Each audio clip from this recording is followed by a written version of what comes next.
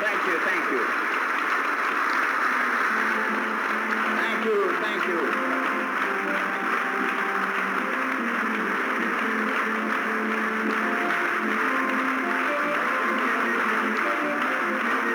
Thank you, thank you.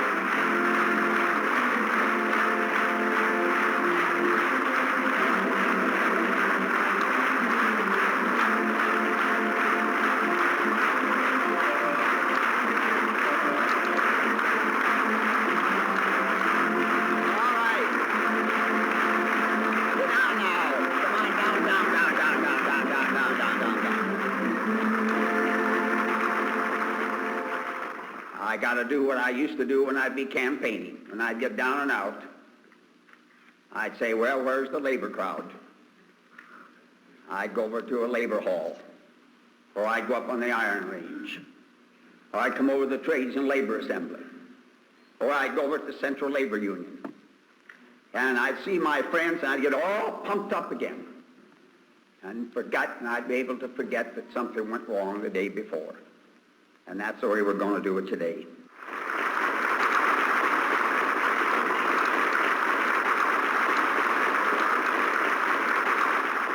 The first thing I want to say to you as individuals and as a movement, if you're going to be something, if you're going to do something, you have to be proud of yourself. And you have to be proud of your heritage as a labor movement, just as you are proud of your family or of your religion or whatever else it may be. And I've always been associated with the labor movement. I told the President of the United States at a private luncheon that we had not long ago, I said, Mr. President, you just have to understand in our discussions, there's just a couple of things that I may be slightly prejudiced on, amongst others. But I said I never would have been in the United States Senate had it not have been for my friends in the labor movement. And please don't ever ask me to do anything that would in any way injure or cripple or weaken that movement.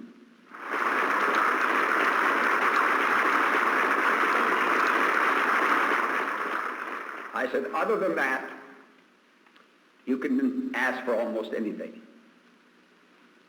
But I have some loyalties and I have some priorities. And one of my loyalties has been to this great movement. And I'll tell you why. Not because you're perfect. Not because there hasn't been a scoundrel now and then. Because none of us are perfect. We've all made mistakes. And God only knows.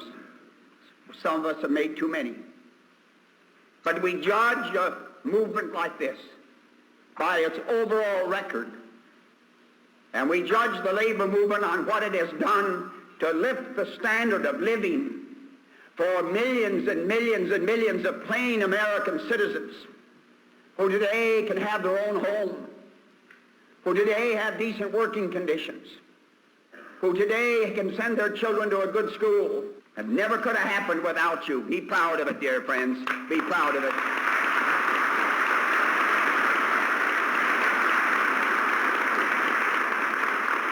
And just remember this. Mom said, yeah, they'll take your picture if you wipe your eyes with the Kleenex. Well, that's all right. Take it. Fellow that doesn't have any tears doesn't have any heart.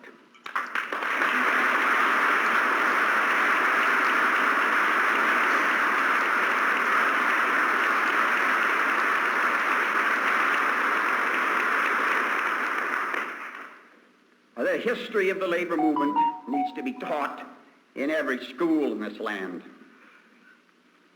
We need to know our roots. As they say, we learned about roots, didn't we, in 1976. We need to know who we are, what we are, where we come from, how we got here. You've heard me say this before. It is imperative. It is a part of American history. This great nation wasn't built just because somebody sat behind a table and finagled and even financed. Important as finance is, and it is important. Important as planning is, it is important. Important as design is, and it is important. Ultimately, it's the worker. It was the worker that built the railroads, that dug the tunnels, that dredged the rivers, that built the ports, that built the huge skyscrapers, put in the highways, and built the homes.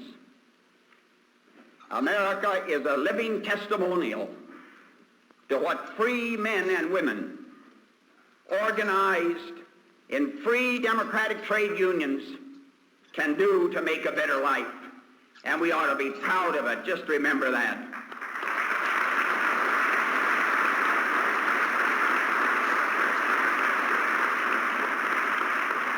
The first thing that any authoritarian or any two-bit dictator does is to abolish free labor.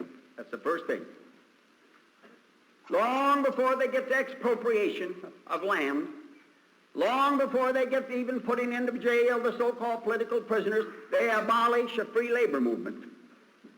And in America, thank God, instead of abolishing our labor movement, we're going to strengthen it. And workers today that are not organized, many of them particularly in the Deep South, workers today that do not have the working conditions that they ought to have, are going to have a better chance. Nobody's going to give it to them on a platter. It's not going to be easy. But they're not going to have everything set against them. They're going to have a chance once we get this labor reform bill passed, so that when they have a vote in their plant, and the vote is taken, and if the union wins, the union is recognized, and there's none of this nonsense of delay and litigation and obstruction, such as has prevented the labor movement of the United States from its legitimate growth. Oh, what have you done with free organized labor? Collective bargaining, better wages.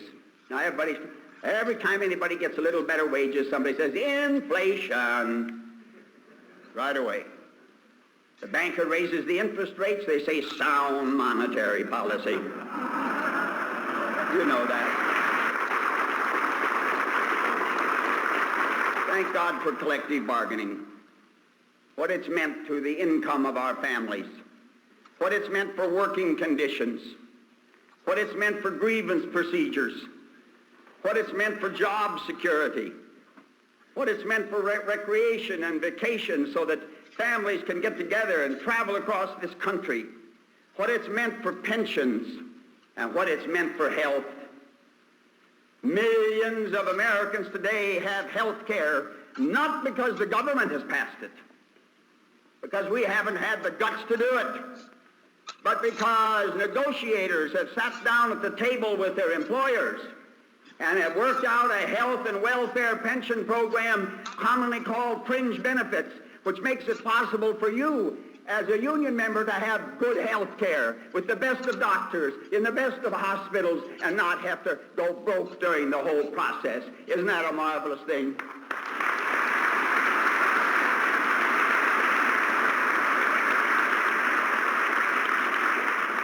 Now, who does that hurt?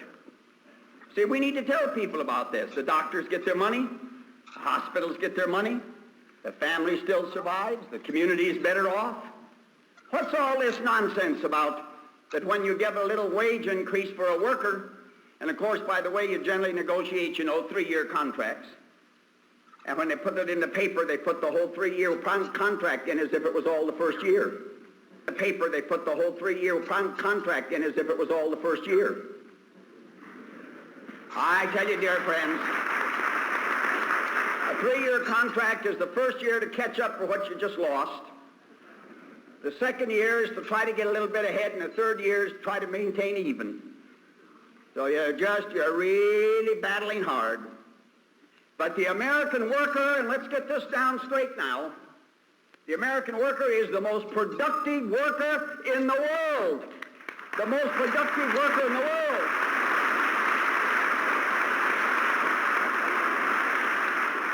I can hear somebody say, yeah, you can expect that from Humphrey. Don't expect it from me. That's the official record. We have the best labor relations in the world. Fewer work stoppages than any other industrialized country. Not bad. We have a responsible labor movement.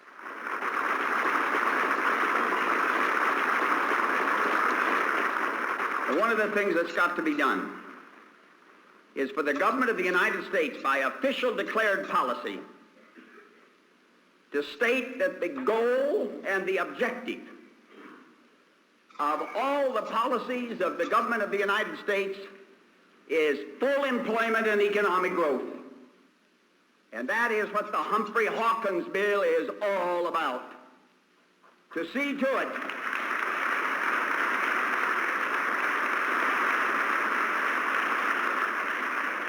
the Humphrey-Hawkins bill, and I want you to get the literature about it. I don't want you to be deceived by these letters to the editors. I don't want you to be fooled by these ill-informed editorials that appear from time to time.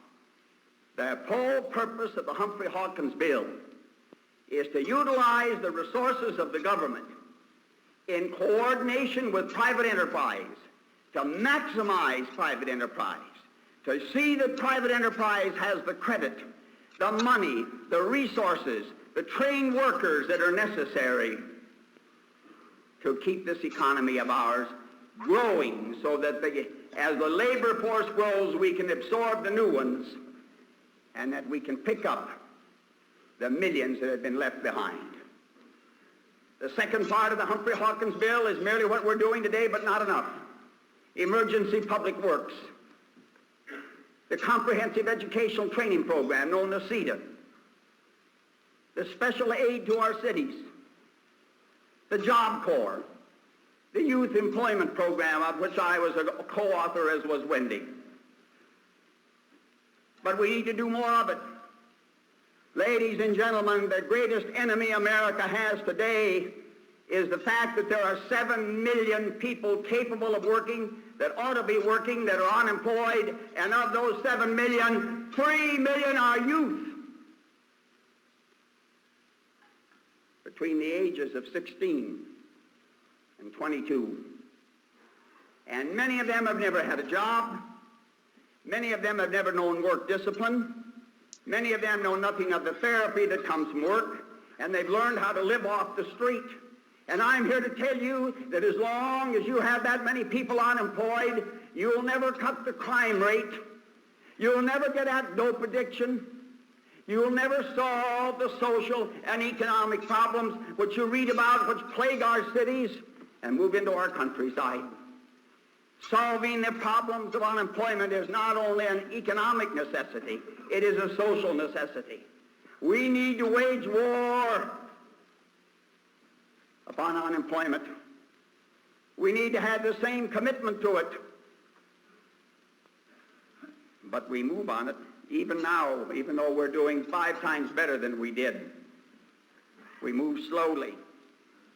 Take a look at how long it has taken us to even set up a Job Corps Center.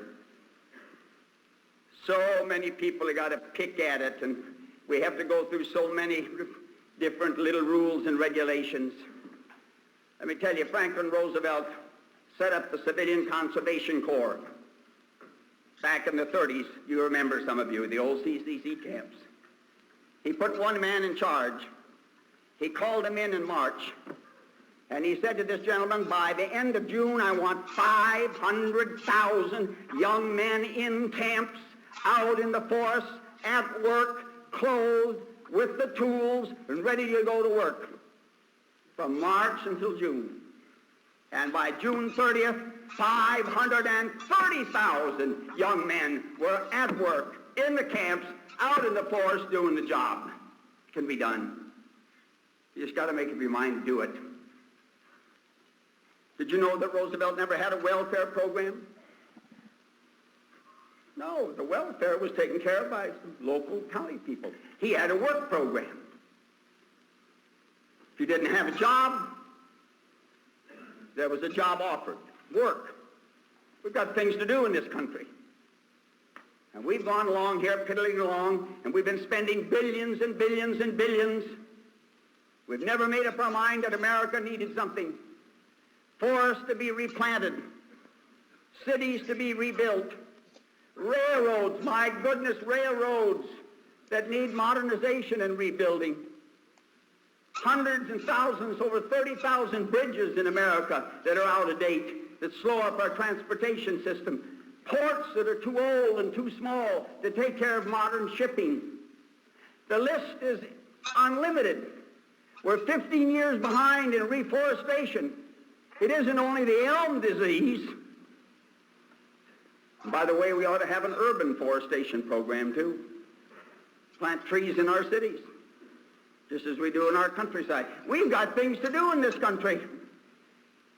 And I want the labor movement to start demanding that they be done. That's the way we get things done.